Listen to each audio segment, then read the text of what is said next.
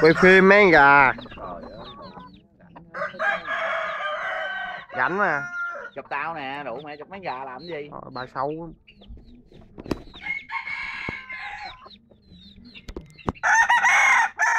Gà chưa đá, chụp gì mẹ ơi, gà đá. Quay phim, quay phim.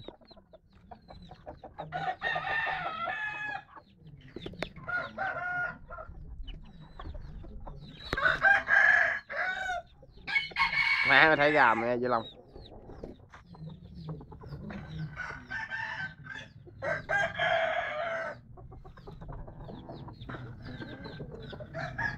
Đây gà của tao dữ không Long?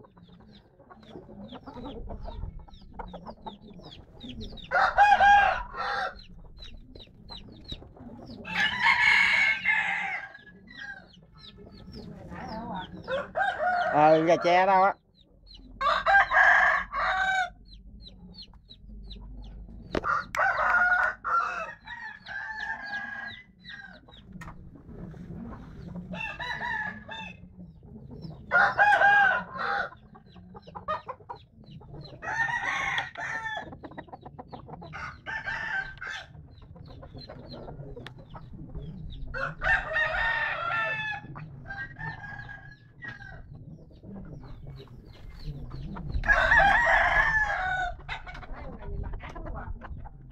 Ủa ghệ con đi đâu trời?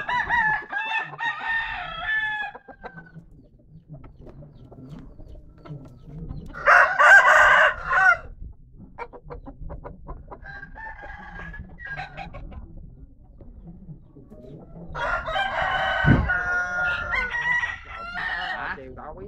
Gì? Nay đá đây đã chiều tối 5 giờ. 1:30. Giờ nó về hết rồi phải không?